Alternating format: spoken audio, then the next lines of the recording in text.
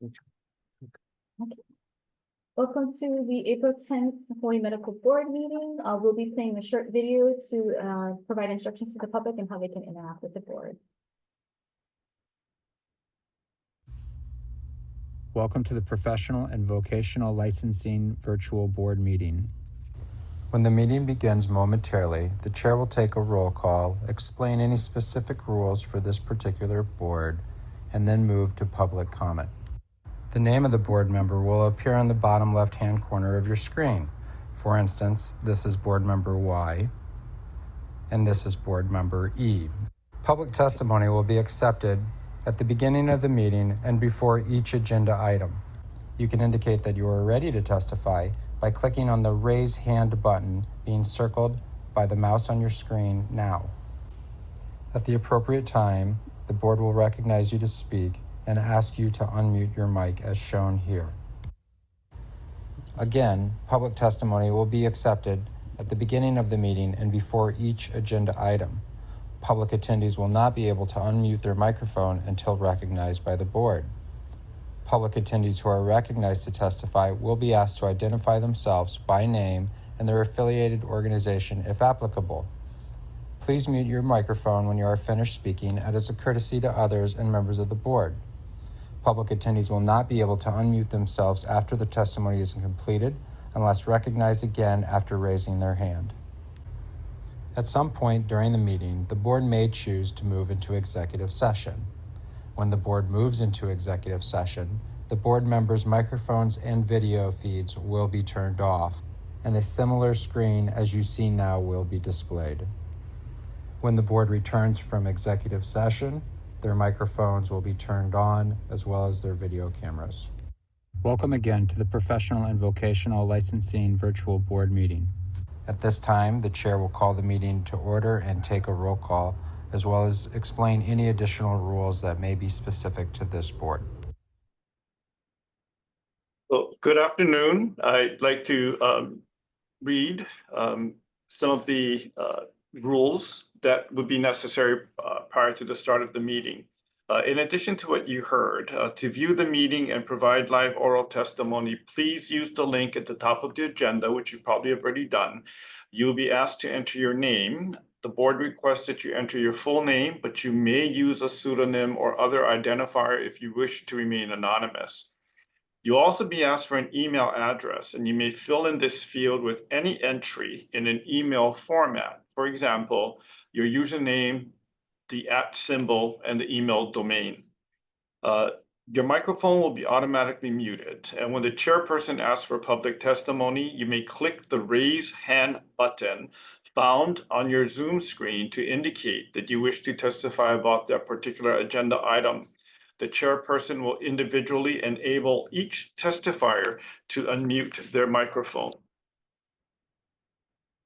When recognized by the chairperson, please unmute your microphone before speaking and mute your microphone after you finish speaking.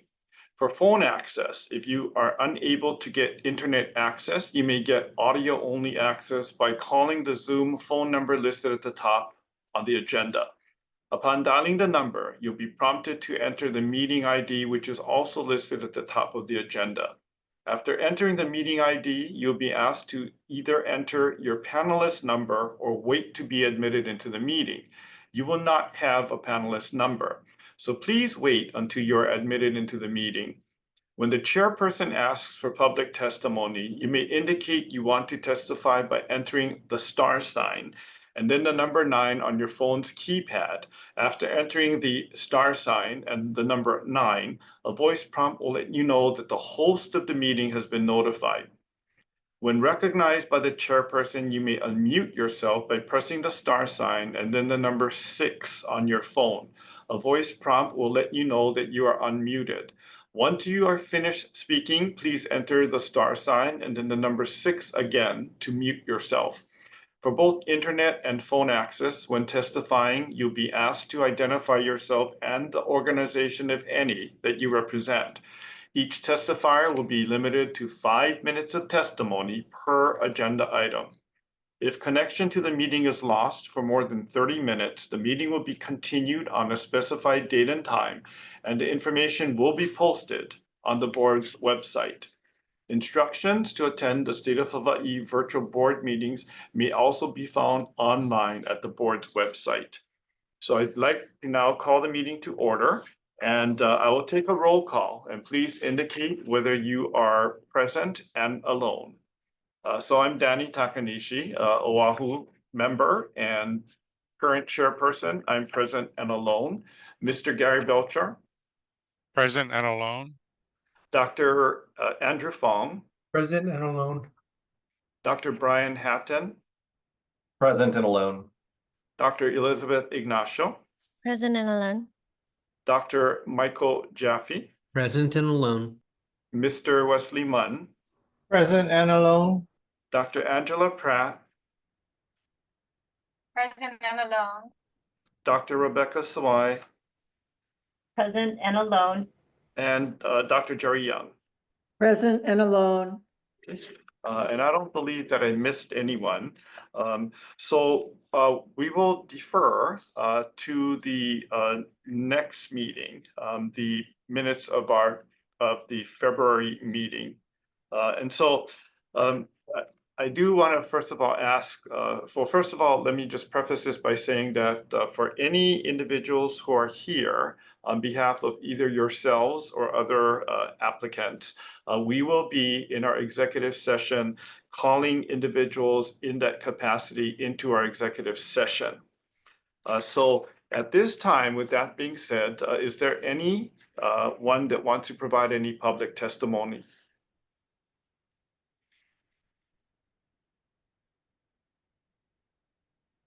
Okay, I don't see that there are any. I don't see any hands. So if I could entertain a motion to enter into executive session.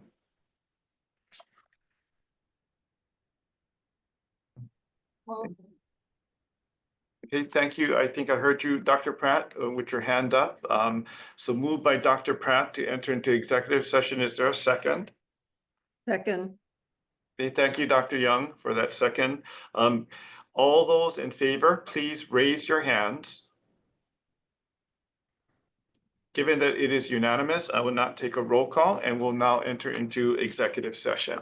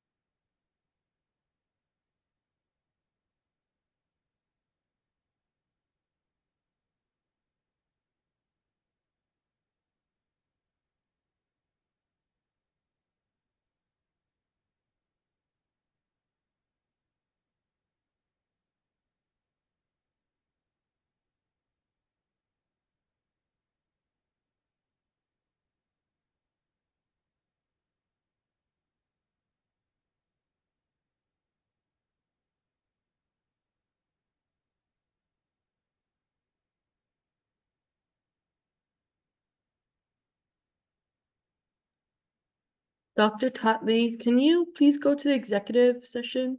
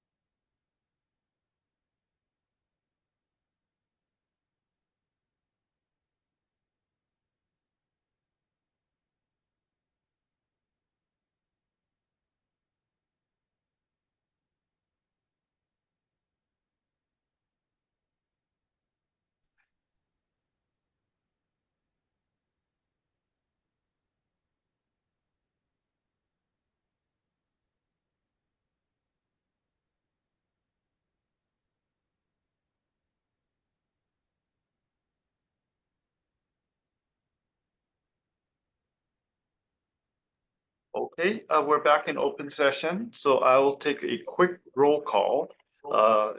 Danny Takanishi, present. Mr. Gary Belcher, Present. Dr. Andrew Fong, Present. Dr. Brian Hatton, Present and alone.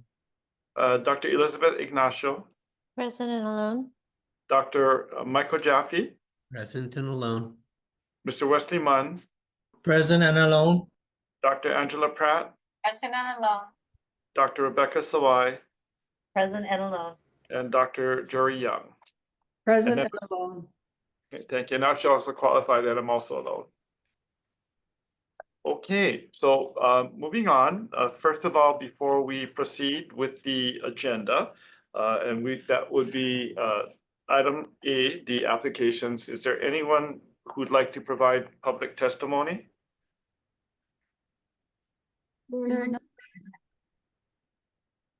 Okay, all right, thank you. So if I can entertain a motion on the application of Brian Joseph Allen, MD. So I move to defer action on this application to allow the applicant the opportunity to be present before the board for his request. Thank you. Is there a second to that motion? Hatton, second. Thank you, Dr. Hatton. Any further discussion? There be none. All those in favor, please raise your hand. Okay, it is unanimous, so it carries. On the matter of the application of Servet Tatley, MD, I move to defer the application. Is there a second? Jaffe, second. Okay, thank you, Dr. Jaffe. Any further discussion? There being none, all those in favor, please raise your hand. It is unanimous, so it carries. And then on the matter of the application of Manas Jain, MD, if I can entertain a motion. Dr. Pratt, I move that we approve, right? We're not doing anything, right? Is that how I say it? Frame it? All right, so it's been moved to approve the license for Dr. Manas Jain. Is there a second? Young, second. Belcher, second. Oop. Okay, thank you, Dr. Young. Any further discussion? Okay, all those in favor, please raise your hand. Okay, it passes unanimously.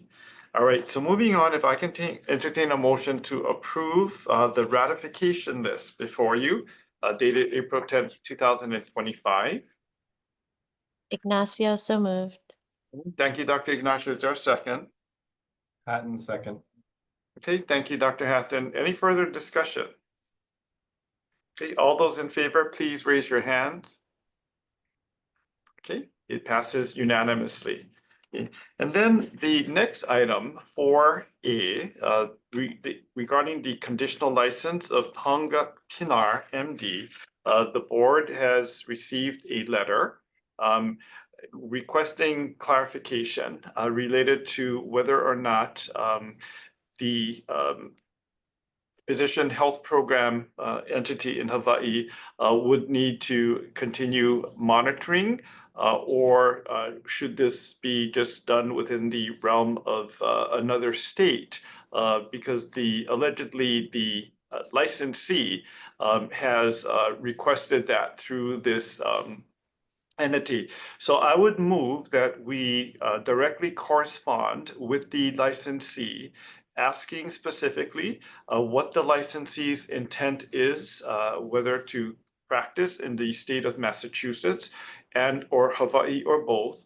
And should the individual decide or indicate that they have no inclination to practice in the state of Hawaii, they must attest as such. And secondly, based on the email that we did receive that's before you, the applicant should also, or the licensee should also be asked to provide us an update on the applicant's progress since he has been, or she, I'm not sure gender, but since the applicant has been in the monitoring program. Is there a second? Okay, I see Dr. Ignacio's hand up. Okay, thank you, Dr. Ignacio. Any further discussion? Okay, all those in favor, please raise your hand. Okay, all right, thank you. It passes unanimously. All right, 2025 legislative session. I'm going to turn this over to Ms. Fukunaga because I see a number of, before you, a number of items for which she had provided nice testimony. And then, of course, then I'll open it up to other members of the board related to any of the items that are before you for item 5A. So, Ms. Fukunaga, did you want to comment on any of the testimony that you had provided related to the bills that are in front of you? You guys all have my. I'll mute. That might be because of me. Okay. Sorry about that. I think that was.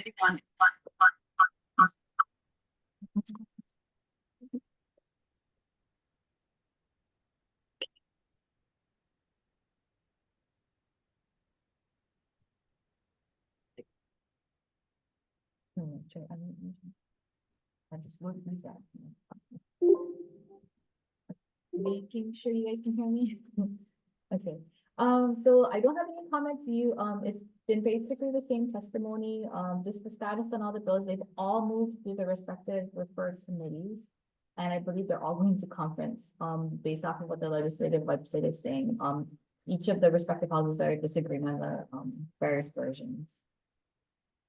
Great, thank you. And so before you, you see the tracking sheet. So what Ms. Fukunaga provided were those bills that the board had determined that testimony was appropriate. So on the legislative tracking sheet, are there any of the additional bills that any of the board members would like to comment on that are currently being tracked? Dr. Jaffe. Yeah, I have concerns about House Bill 951. And it's a pretty short bill, but when I read it, it talks about physicians who are in the same practice can only write an opiate prescription for the doctor they're covering first after having a telemedicine visit, and then only allowing a 3-day prescription. And that as a pain management physician who writes for long-term chronic opiate therapy, it really doesn't make sense to me to only have a 3-day ability to write for one as a covering doctor. I mean, most of us do take vacations over longer than 3 days. I can also attest that there are a lot of electronic medical records that not function. If you are outside the country, you cannot access them. In the state of Hawaii, from a law in 2018, we are allowed to write for a 30-day prescription for chronic opiate therapy. And so just having if this limits it to only 3 days, it really makes it very difficult for these individuals to actually get their opiate therapy that they need for chronic opiate care. I do understand if this is a tissue injury or a post-operative refill for 3 days, that might make sense. But for only having a 3-day ability to cover for your colleagues really makes no sense. So I was wondering, is this something, as far as we're tracking, that we can give a thumbs down to, or should I testify, or anyone who agrees with me testify against this? Because I really have problems with this particular bill. Yeah, so looking at the bill itself, I don't see that we can really link it to any of our statutes. In terms of medical regulation per se, this is much more with prescriptive authority, if you will, and limits to that. So I think it would be a fair thing to say that you would be able to testify as a private individual, as a private citizen, but you would not be able to reference the medical board because technically this wouldn't be linked to any of our statutes. And open to see what our Deputy Attorney General thinks.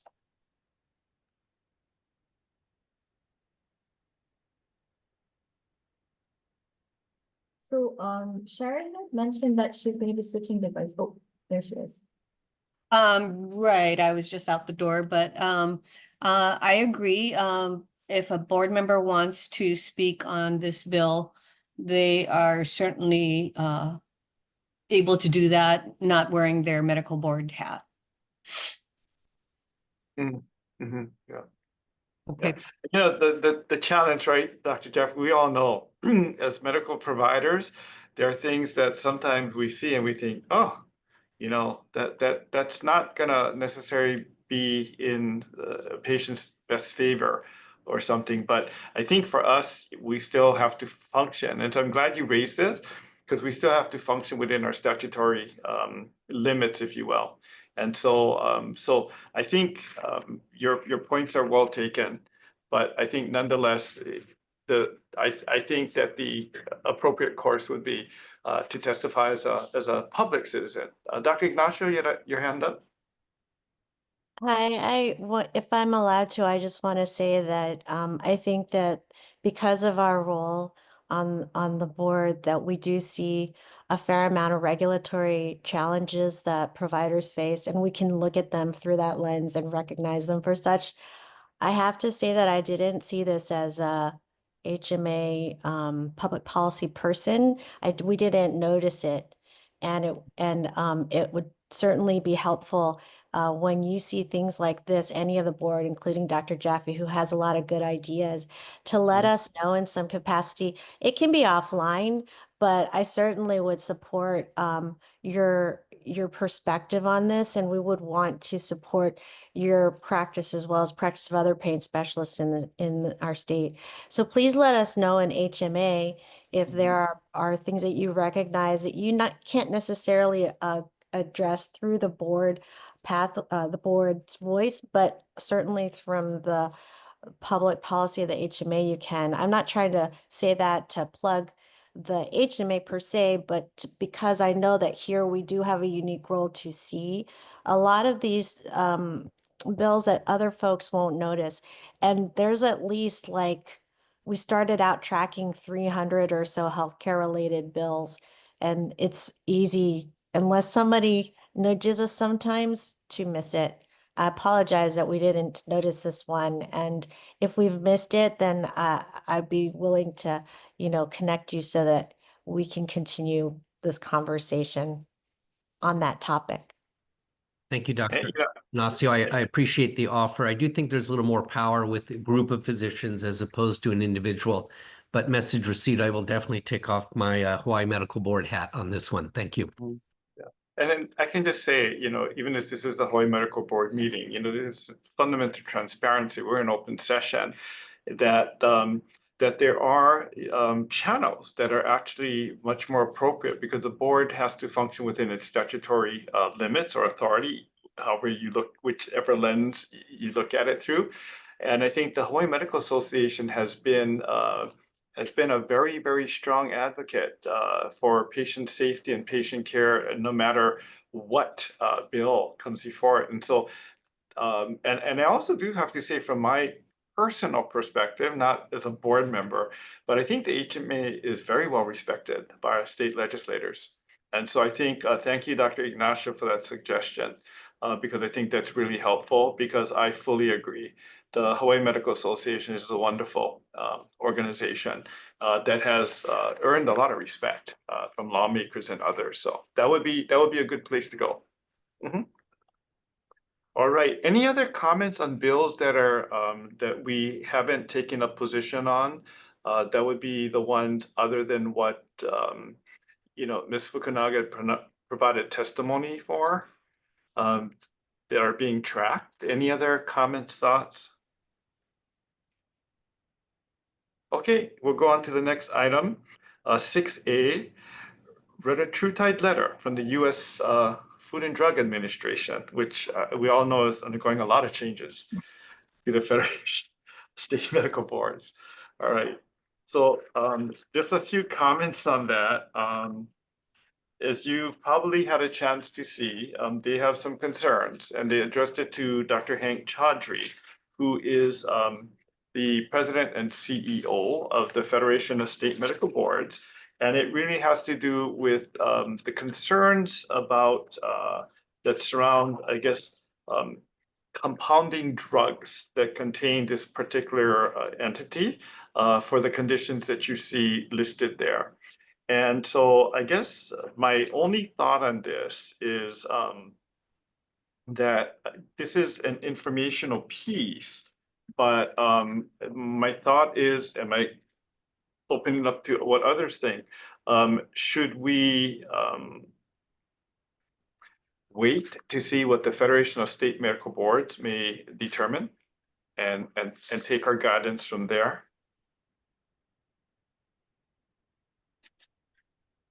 That makes good sense. But I have to say that because I don't think we have to vote on this. I think it's just informational. But I think that maybe the minute should reflect that the board has taken this under advisement and will await the formal response by the Federation of State Medical Boards. Okay. All right, Ms. Fukunaga, gonna turn it over to you on the very home stretch. Okay, really quickly.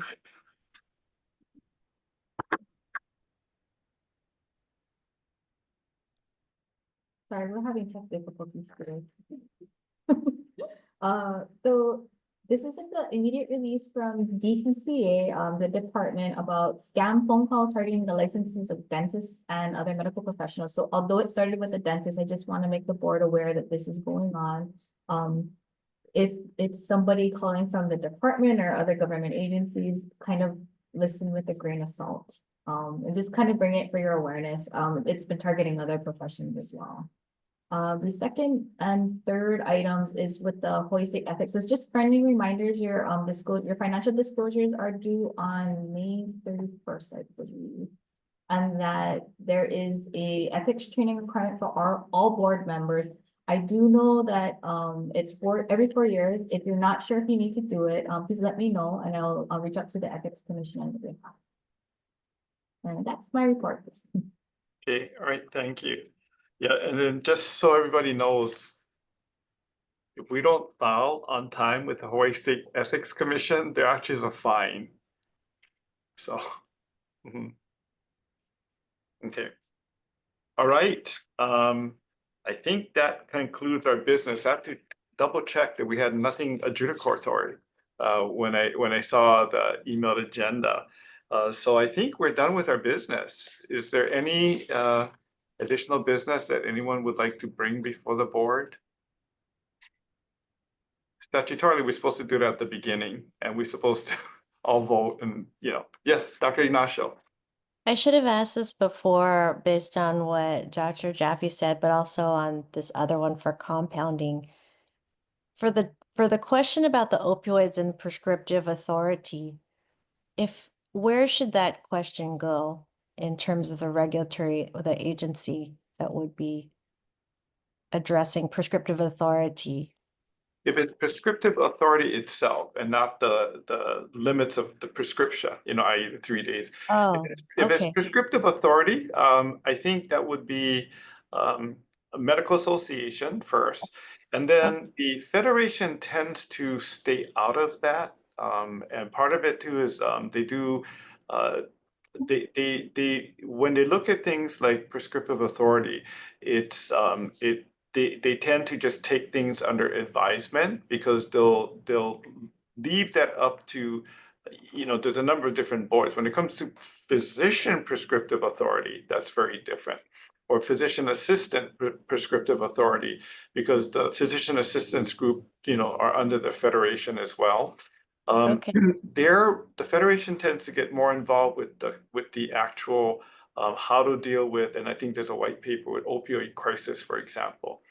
But when it comes to limiting the say the number of days of prescriptions and things like that, they stay completely neutral on that because that's not really a regulatory piece per se in terms of the licensure and discipline on licensure, but that would be more within the realm of each state's jurisdiction. Okay. Thank you. Okay. All right, great question. Okay, there being no further business, can we just say that by acclamation, the meeting concludes at 2:58 p.m. Hawaii time, Standard Time, and then our next meeting is June 12th, 2025.